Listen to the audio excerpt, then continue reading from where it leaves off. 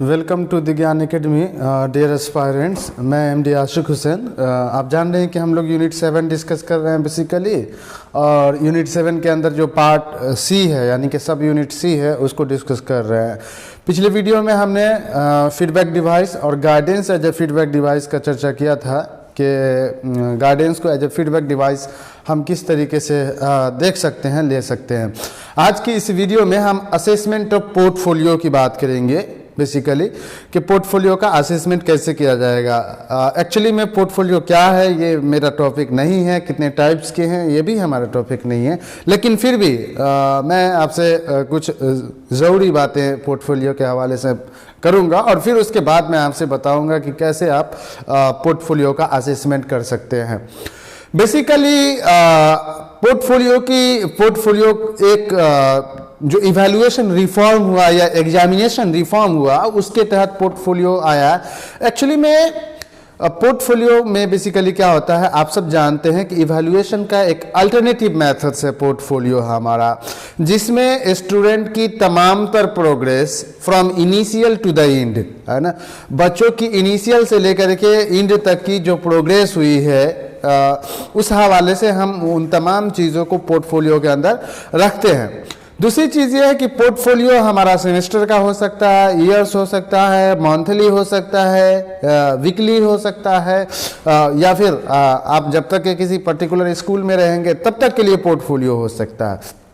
तो कहने का मतलब है कि पोर्टफोलियो बेसिकली एक अल्टरनेटिव है इवैल्यूएशन का, एक अल्टरनेटिव मेथड से इवैल्यूएशन का, जिसमें बच्चों के स्कॉलस्टिक पहलू और उसके साथ साथ जो नॉन स्कॉलस्टिक पहलू है यानी कि जो एकेडमिक एस्पेक्ट हैं वो भी और जो नॉन एकेडमिक एस्पेक्ट हैं उन दोनों को हम पोर्टफोलियो में जगह देते हैं और फिर उसके माध्यम से हम उसका असेस करते हैं बेसिकली।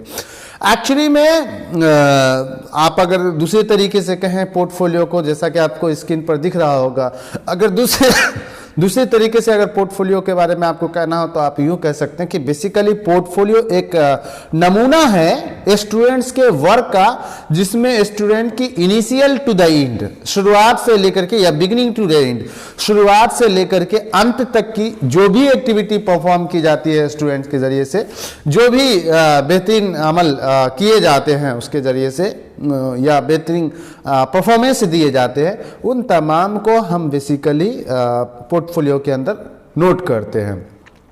पोर्टफोलियो बेसिकली स्टूडेंट और उसके साथ साथ टीचर्स दोनों को एक अपॉर्चुनिटी प्रोवाइड करता है कि हम बच्चों को अपॉर्चुनिटी प्रोवाइड करता है कि वो खुद को असेस करें, है ना, खुद को असेस करें पोर्टफोलियो के माध्यम से, और टीचर्स को भी अपॉर्चुनिटी प्रोवाइड करता है कि आप बच्चों का असेस करें, बच्चों के देखें, बच्चों के परफॉर्मेंस पे नज़र बनाए रखें, किस तरीके के परफॉर्मेंस हो रहे हैं बच्चों का, उन चीज़ों को जहन में रखें। तो कहने का मतलब है कि पोर्टफोलियो टीचर्स और उसके साथ साथ स्टूडेंट दोनों को असेस करने के लिए एक मौके प्रोवाइड करता है। बेसिकली पोर्टफोलियो के बारे में बांटा का कहना है कि एक्चुअली में पोर्टफोलियो ना बेसिकली बच्चों की ऑथेंटिक जो एविडेंस है बच्चों से संबंधित, जो बच्चा परफॉर्म करता है या वो जो एक्टिविटी करता है उसकी ऑथेंटिक एविडेंस जो है वो पोर्टफोलियो में मिलता है। चूंकि एक्चुअली में पोर्टफोलियो में हम उन्हीं चीज़ों को दर्ज करते हैं जो बच्चे परफॉर्म करते हैं, जो बच्चे को देखा जाता है परफॉर्म करते हुए, या जो परफॉर्मेंस बच्चों का देखा जाता है, उन्हीं चीज़ों को हम पोर्टफोलियो में जगह देते हैं। पोर्टफोलियो बेसिकली बच्चों के हवाले से आपको एक वैलिड इंफॉर्मेशन आपको प्रोवाइड करता है पोर्टफोलियो, चूंकि पोर्टफोलियो के अंदर हम उन तमाम चीज़ को लिखते हैं जो बच्चों के फ्यूचर्स और फिर उनके स्टूडेंट लाइफ को सक्सेसफुल बनाने में कामयाब होता है। तो पोर्टफोलियो बेसिकली हमारा क्या है, एक सिस्टमाइज्ड और ऑर्गेनाइज्ड कलेक्शन है स्टूडेंट के वर्क का या स्टूडेंट की परफॉर्मेंस का। सो स्टूडेंट परफॉर्मेंस कर रहा है, कितने बेहतरीन तरीके से कर रहा है, उसके बेसिकली एक एविडेंस है हमारा पोर्टफोलियो। पोर्टफोलियो बेसिकली हमें बताता है कि बच्चा का परफॉर्मेंस कितना बेहतरीन है, स्टूडेंट्स के परफॉर्मेंस कितने बेहतरीन है, कितने बेहतरीन तरीके से परफॉर्म कर रहे हैं, और उन चीज़ों को हम तरतीबवार में सिस्टमेटिक और ऑर्गेनाइज्ड मैनर्स में हम एज ए एविडेंस पोर्टफोलियो के अंदर शामिल करते हैं। एज ए एविडेंस हम पोर्टफोलियो के अंदर उन चीजों को शामिल करते हैं बेसिकली, है ना। अब दूसरी चीज कहने का मतलब यह है, हमने पहले भी कहा आपसे कि पोर्टफोलियो ना सिर्फ स्टूडेंट को बल्कि टीचर्स को भी एक अपॉर्चुनिटी प्रोवाइड करता है कि वो बच्चों का असेसमेंट कैसे करें। चूंकि हम एजुकेशनल ऑब्जेक्टिव्स जो तय करते हैं, एजुकेशनल ऑब्जेक्टिव्स जो हम डिसाइड करते हैं, वो ऑल राउंड डेवलपमेंट की बात करते हैं। और जब पेपर पेंसिल आप टेस्ट लेंगे तो बच्चों की सिर्फ कॉग्निशंस का आप चेक करेंगे, बच्चों की जो नॉन स्कॉलस्टिक पहलू है उन चीजों को हम चेक नहीं कर पाते हैं। तो इसीलिए पोर्टफोलियो असेसमेंट कंप्रिहेंसिव वे में बच्चों का असेसमेंट करता है, कंप्रिहेंसिव इवैल्यूएशन करता है बच्चों का, है ना। स्कॉलस्टिक और उसके साथ साथ नॉन स्कॉलस्टिक एस्पेक्ट दोनों का असेसमेंट करता है। दूसरी चीज यह है कि पोर्टफोलियो के जरिए से एक टीचर्स बच्चों पे लगातार नजर बनाए रख सकता है, लगातार नजर बनाए रख सकता है। कैसे? चूंकि पोर्टफोलियो बनाएगा, अब पोर्टफोलियो में बच्चों के परफॉर्मेंस लिखे जाएंगे। अब उस परफॉर्मेंस को टीचर्स हमेशा रोज बरोज बच्चों का परफॉर्मेंस लिखेगा, जो भी नुमाया कारकर्दगी अंजाम देगा, जो भी नुमाया क्रियाकलाप करेगा, जो भी एक्सटेंशन एक्टिविटीज करेंगे बच्चे, अब टीचर्स उन चीजों को दर्ज करेगा, पोर्टफोलियो में दर्ज भी करेगा और साथ ही साथ वो देखेगा भी। जो पोर्टफोलियो है में जो चीज़ें अंकित की गई है, जो चीज़ें दर्ज की गई है, उसको वो देखेगा भी टीचर्स। तो कहने का मतलब ये है कि बच्चों पे लगातार, बच्चों की जो ग्रोथ है, बच्चों की जो डेवलपमेंट है, उस पे टीचर्स लगातार निगाहें बनाए रख सकता है पोर्टफोलियो की से। बेसिकली पोर्टफोलियो से बच्चों के अंदर हम नॉलेज का इन्हांस कर सकते हैं, स्किल का इन्हांस कर सकते हैं और फिर बेहतर गाइडेंस हम प्रोवाइड कर सकते हैं स्टूडेंट को। क्योंकि पोर्टफोलियो में जब हम बार बार किसी की एक्टिविटीज को दर्ज करेंगे, किसी की एक्टिविटीज को शामिल करेंगे हम, और किसी पर्टिकुलर फील्ड में हम अगर देख पा रहे हैं कि बार बार बच्चों का परफॉर्मेंस अच्छा हो रहा है, तो इससे ये हमें समझ में आएगा कि अगर बच्चा किसी पर्टिकुलर फील्ड में अगर जाता है तो वो ज्यादा कामयाब हो पाएगा, है ना। तो ऐसी हालत में हम बच्चों को क्या करते हैं कि बेहतर गाइडेंस भी प्रोवाइड करते हैं कि आप अगर किस तरफ जाएंगे तो ज्यादा आपके फ्यूचर कामयाब हो सकते हैं, ज्यादा सक्सेसफुल आप हो सकते हैं। इट मीन्स ये कि बेसिकली पोर्टफोलियो न सिर्फ एक एविडेंस है, बल्कि समटाइम्स एज अ गाइडलाइन भी वो काम करता है, एज अ गाइडलाइन भी वो परफॉर्म करता है। बेसिकली पोर्टफोलियो स्टूडेंट्स के वर्क का, स्टूडेंट्स के परफॉर्मेंस का, स्टूडेंट्स की क्रियाकलाप का, स्टूडेंट की कारकर्दगी का, या स्टूडेंट के जरिए किए गए क्रियाकलाप या एक्टिविटीज या सरगर्मियों का कलेक्शन होता है, जो स्टूडेंट की परफॉर्मेंस को प्रेजेंट करता है, रिप्रेजेंट करता है। और ये पोर्टफोलियो बेसिकली कई नेचर्स के हो सकते हैं और इसके ऑडियंस कोई भी हो सकते हैं। सवाल इस तरीके का ध्यान में रखिएगा कि पोर्टफोलियो के कई टाइप्स हो सकते हैं। डेवलपमेंटल पोर्टफोलियो हो सकता है, ई पोर्टफोलियो हो सकता है, बहुत सारे पोर्टफोलियो हो सकते हैं, इस बात में कोई शक नहीं। और साथ ही साथ पोर्टफोलियो की नेचर्स पर डिपेंड करेगा कि उसका ऑडियंस कौन बनेगा। पोर्टफोलियो आप किस लिए बना रहे हो? अगर पोर्टफोलियो आप टीचर्स के लिए बना रहे हो तो उसका ऑडियंस टीचर है। अगर पोर्टफोलियो आप बच्चों के लिए बना रहे हो तो उसका ऑडियंस बच्चा होगा, उसकी नेचर्स उस तरीके की होगी। पोर्टफोलियो अगर आप एडमिनिस्ट्रेटिव प्रोसीजर्स के लिए बना रहे हो तो उसका जो ऑडियंस होगा वो एडमिनिस्ट्रेशन होगा। उसी तरीके से पोर्टफोलियो बच्चों के पेरेंट्स के लिए अगर आप बना रहे हो तो उसका ऑडियंस जो है कि बच्चों का पेरेंट्स होगा।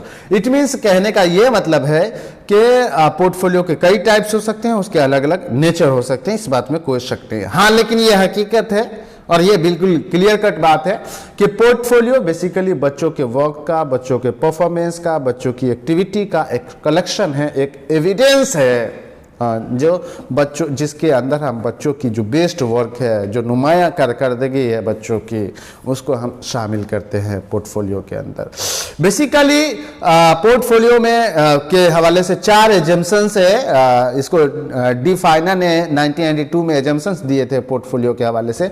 उनका 4 एजम्पशंस है पोर्टफोलियो के हवाले से।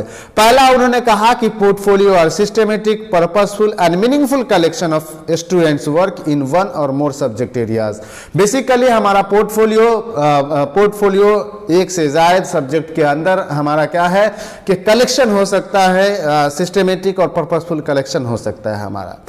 किसी भी एज के बच्चों के लिए हम पोर्टफोलियो बना सकते हैं, किसी भी एज के हम बच्चों के लिए पोर्टफोलियो बना सकते हैं और क्राइटेरिया सेट कर सकते हैं उसके असेसमेंट के लिए।